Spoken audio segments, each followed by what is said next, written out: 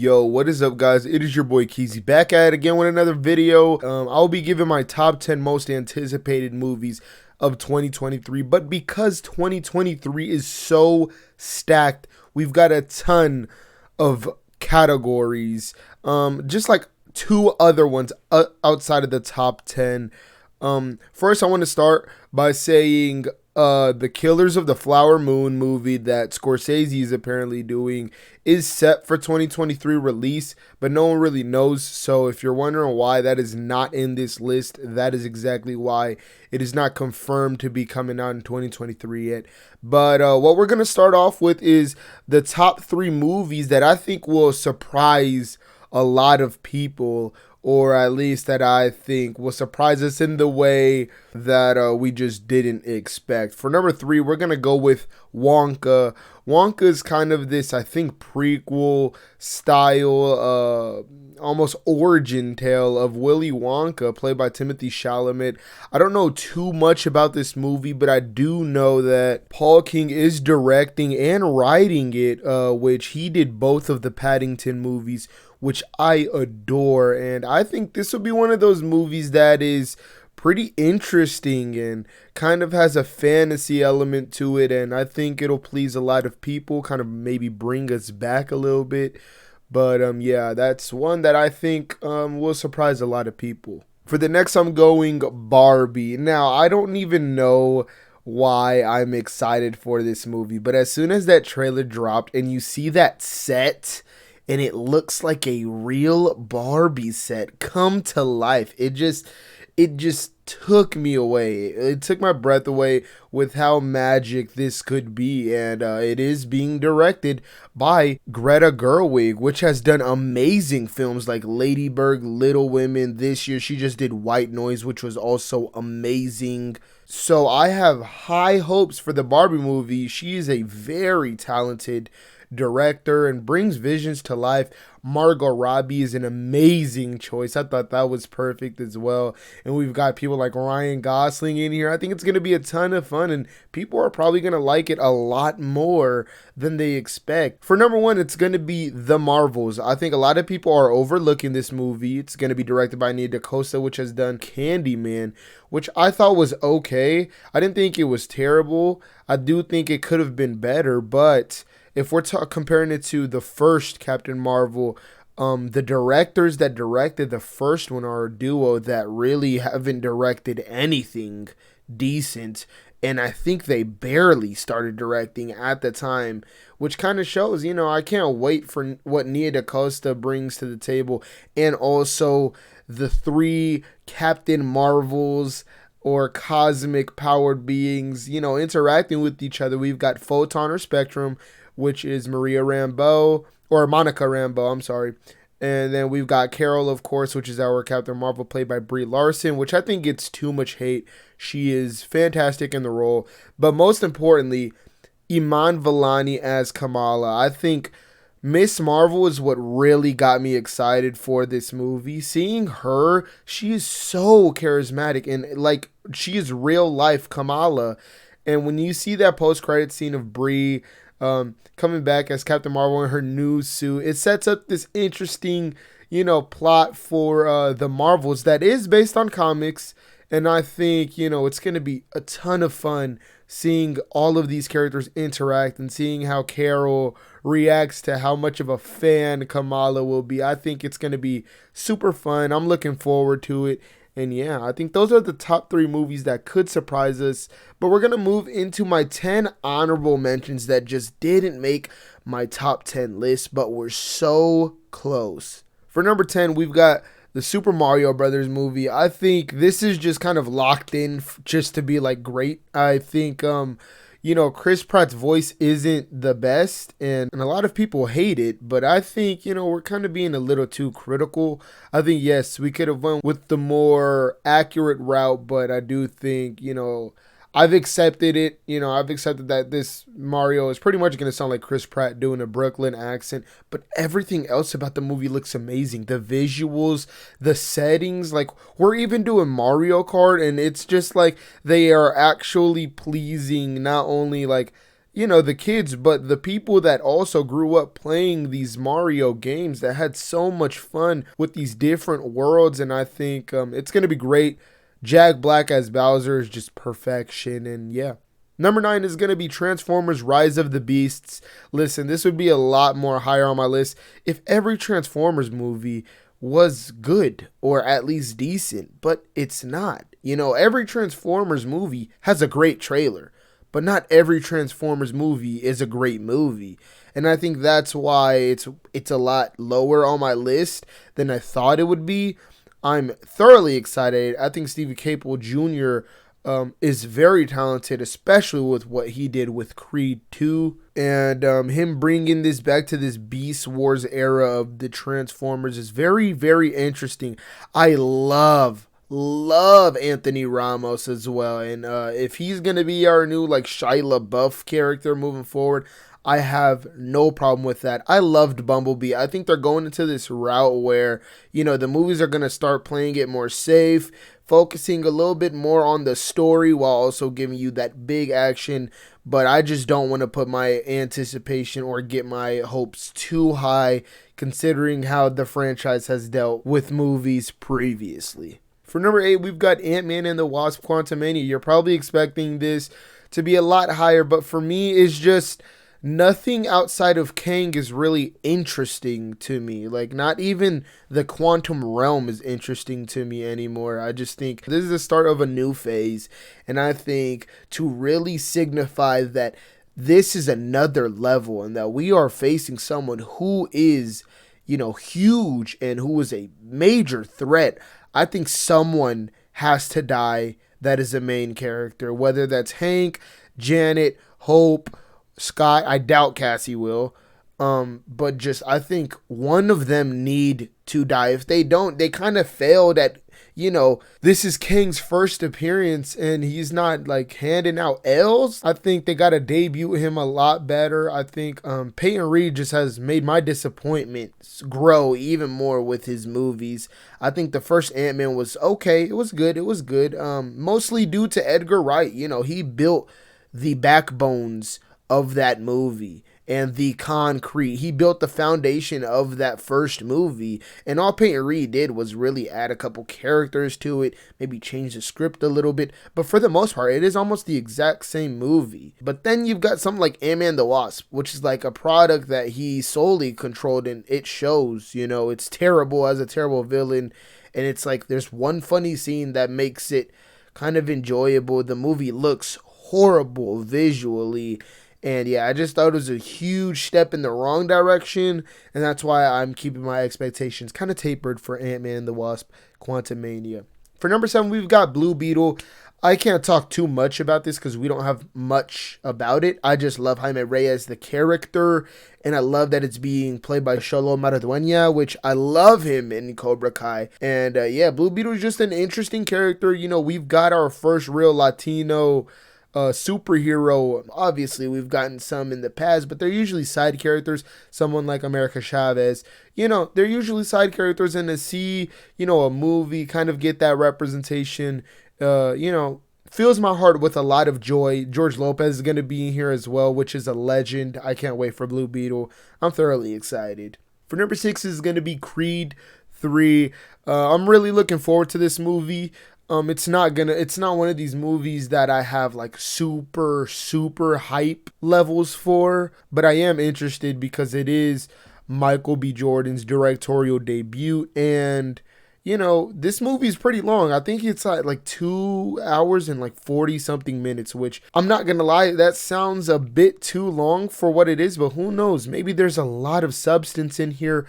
Test screenings have said that Jonathan Majors is literally the best villain out of any Rocky movie, so I'm thoroughly looking forward to it. For number 5 in the honorable mentions, we've got John Wick Chapter 4. Now, I know a ton of people are going to have this in their top 10. I just think the John Wick movies I like what they are. They're not going to be anything that I walk out the theater and really leave an imprint on me. And, they don't need to. I love the John Wick movies for, like I said, what they are. Keanu Reeves playing this silent action badass with this world that they've built around like the Continental, and just how it started with just a puppy dying. And I thought that was interesting. But yeah, I'm looking forward to it. It's probably going to be another action thriller that pleases everyone. I thought the first three are amazing, and I cannot wait for the fourth one. For number 4, we have Rebel Moon. This probably would have been higher on my list if there was like a trailer or something, but we've only gotten like a couple glimpses of footage and some shots. And so far it looks promising. Nothing like amazing, but nothing bad. We just haven't seen much of it yet. It's one of Netflix's biggest movies financially. And, with the kind of hype and support that Zack Snyder is getting currently, I've got high hopes for this. It's going to be big. It's an idea that he's had for a while. And I will say I'm not a fan of Zack's original ideas. He's had 2 really, which were Army of the Dead and Sucker Punch, which I thought both were bad. And then we've got this, but I think the difference is he's had this idea for a really, really long time. So I think he definitely knows visually. He's kind of got the storyboards already in his mind, and he knows what he's going to bring to the big screen. And I believe it's like a 2-parter, which is even cooler. Yeah, I'm looking forward to Rebel Moon. Can't wait till it comes out this year. And I will definitely be doing a reaction to that for sure. For number 3, we got Teenage Mutant Ninja Turtles Mutant Mayhem. This is kind of the same where we don't have a trailer and I just got to go off of what I'm hearing. And, I'm hearing Seth Rogen be very passionate about the franchise and how, much of it hasn't really emphasized the teenage aspects, which Seth Rogen comes from really. And that's what he wants to do. And I can't wait to see that. Especially I've heard that the animation is going to be blending 3D CGI mixed with that 2D animation, just like Into the Spider-Verse. So I'm expecting some really cool visuals, it to be funny. But I've also heard that, it's also going to be a very relatable story at its core. So, I'm a fan of the Teenage Mutant Ninja Turtles. Seth Rogen, he's been on a high horse producing Invincible, I'm pretty sure. And then The Boys, and now this, I've got my hopes really high. For number 2, it's going to be a movie that you guys have probably never heard of. It's called Next Goal Wins. This is a drama comedy, kind of parody spin-off on a documentary that has been released a while back ago. I think like 10 years ago, something like that. But it's about this small team in America Samoa where, they play soccer and they try to qualify for the World Cup. And they're known for the biggest loss deficit in like history to Australia, losing like 30-0, some crazy stuff. And they're real underdogs, and they end up, winning a couple games. And no, they don't qualify for the FIFA World Cup or even the next, I think, qualifications for the FIFA tournament. But the fact that they even won and, how far they got is what makes the story so emotionally motivating. And, Taika can take this type of work and adapt it in such a way where you feel the beating heart, but it's also hilarious. Yes, he did Thor Love and Thunder, and that disappointed a ton of people. That's like the first movie he's made, or the first project that he's made, where it's like not really great. Like everything he's made is really great. I love Jojo Rabbit. It is seriously one of my favorite movies of all time.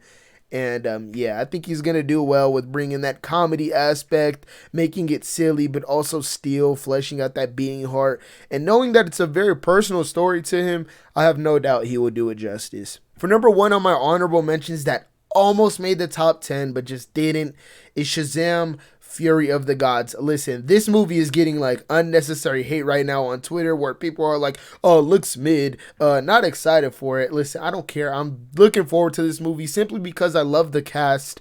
I love the first movie so much, man. I read the comic, and then after watching that first movie, it like took my breath away at how faithful it was and how much, David F. Sandberg encapsulated the charm and the heart of the character.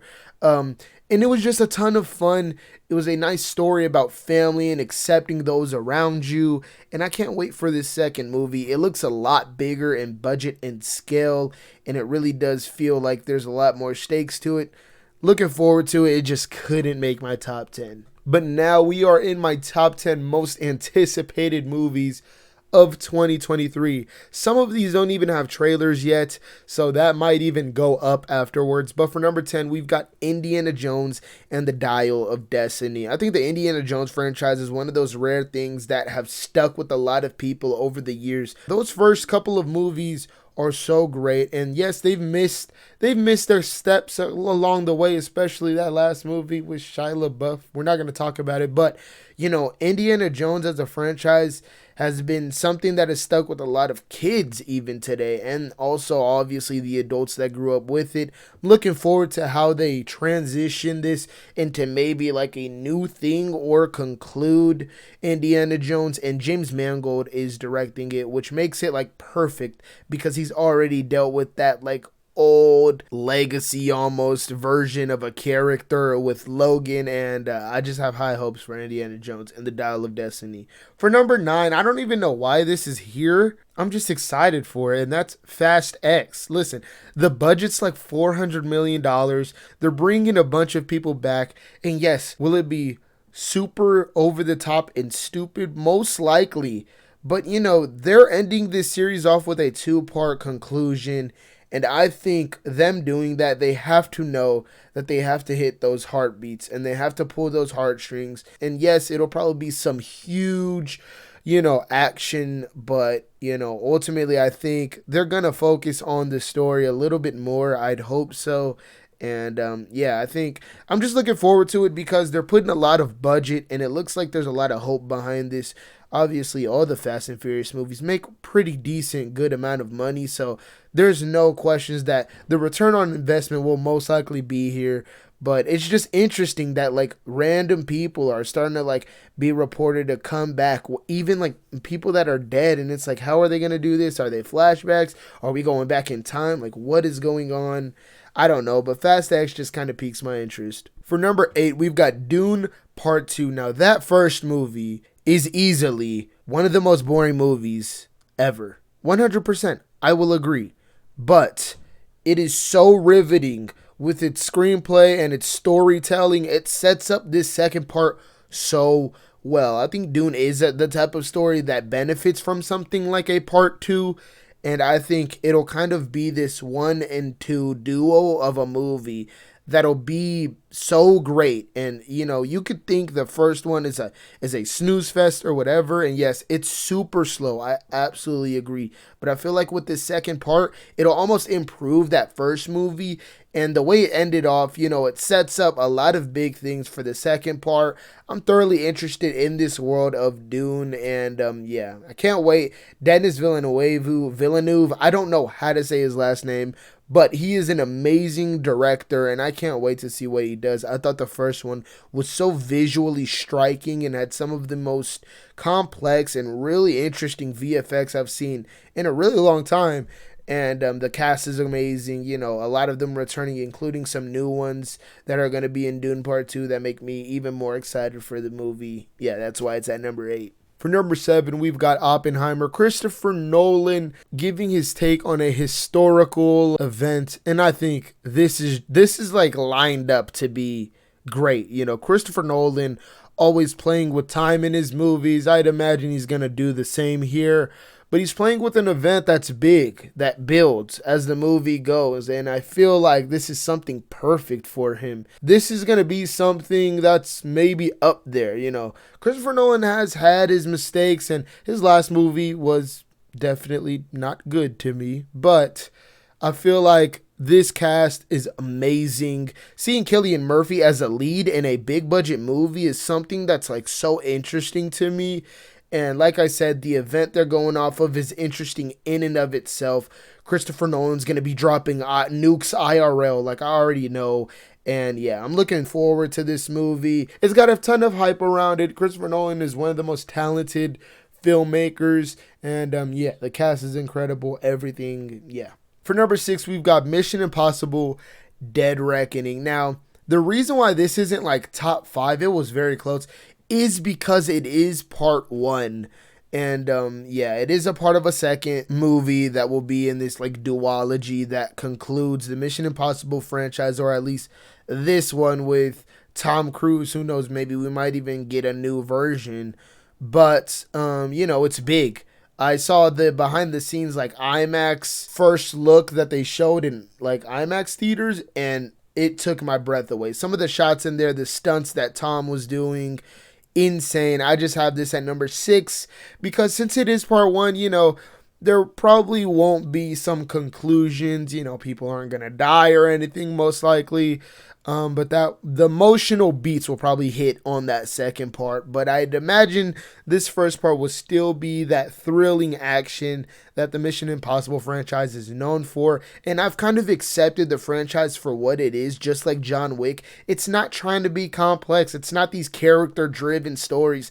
No, it's driven by its missions, which seem impossible, but are literally completed in every movie. But it just gets you gripping your seat every time. And yeah, that's why it's at number 6. Now we are in my top 5 most anticipated movies. Be sure to place in the comments below your most anticipated movies, maybe your top 5. I love discussing with you guys down there. But for my number 5, we've got The Flash. I think a lot of people aren't looking forward to this movie as much as I am. But, that's okay. I know Ezra Miller is a controversial mess right now, and I'm wondering how they're going to promote this movie. But outside of him, I've heard nothing but positive things. The test screenings are insanely positive. We've got Supergirl in a big budget for the first time. We've got a Flash movie for the first time that is big budgeted. We've got Michael Keaton coming back. We're dealing with multiple universes. And just the way Andy Muschietti described this as like kind of this trash version and rundown version of the Justice League that have to save the world, I think it's going to be interesting. This is the first time we're getting a movie on this scale for The Flash, and the first time we're going to be seeing a lot of new characters come in. And there are rumors of other people, and I think Zod is supposed to be coming back in here.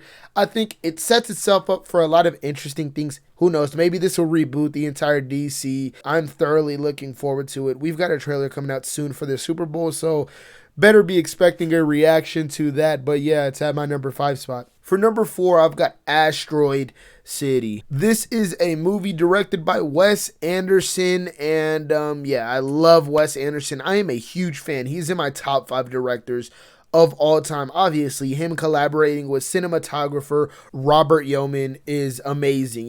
They are a dynamic duo, and their movies always look amazing. But the reason why this is in my top 5 is simply because of this cast. This is one of the most stacked casts I have literally ever seen. We've got Sophia Lillis, Jeff Goldblum, Tilda Swinton, Adrian Brody, Tony Revolori coming back, Willem Dafoe, and these are people that have been in many Wes Anderson movies, of course, absolutely. Someone like Edward Norton, but then we've got newcomers to the Wes Anderson cast, like Bryan Cranston, Steve Carell, Maya Hawke, Margot Robbie, Tom Hanks. Like, we've got Margot Robbie and Tom Hanks in a Wes Anderson movie. Hong Chow, which just got nominated for an Oscar for her supporting role in The Whale. And then, it's just going to be this story about an event that takes place at a space cadet convention, but it's a rom-com, and I think this is perfect. I think Wes Anderson is going to deliver once again. I thought his last movie, The French Dispatch, was amazing. People kind of say he goes style over substance with his movies, which I cold-heartedly disagree with. I thought The French Dispatch kind of just made fun of those criticisms and gave us something that had a lot of substance in it while kind of drifting back on the visual elements a little bit. Even though obviously it's striking just like any other Wes Anderson movie, but I think it kind of took its focus more on the story at hand rather than its visuals. And I can't wait for this movie. The cast, insane. And that's why it's at number 4. For number 3, we've got The Killer. This is a David Fincher movie. His last movie was in 2020, but this, I believe, is for Netflix, a thriller crime, and Michael Fassbender is the lead. I mean, I just love David Fincher, period. I love his work. He's made some of the greatest movies of all time. He thrives in that thriller space, and this is no different. Tilda Swinton's going to be in here as well. She's doing a lot of great work, and I think it looks interesting. Michael Fassbender is an actor that I absolutely adore. I think he deserves a lot more credit, and yeah, I'm just looking forward to this simply because it's directed by David Fincher. He's given me some of my favorite movies of all time. So yeah. For number 2, we've got Across the Spider-Verse. What can I say about this movie that hasn't been said? I mean, the first movie is one of the, if not to me, it is the greatest comic book movie of all time, right as of right now. I think the animation style, catapulted studios to, be more stylized and not be scared to take their own approach to their animated content. And I think before Into the Spider-Verse, everything was just Pixar looking. And now, we've got the Teenage Mutant Ninja Turtles mixing 3D CGI with 2D. We've got things like Arcane, Mitchell's versus the Machine.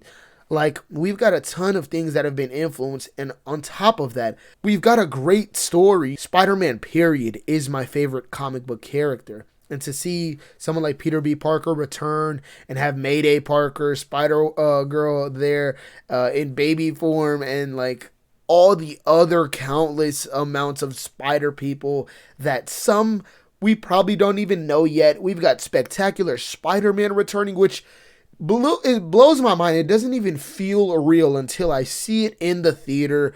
PS4 Spider-Man is in here.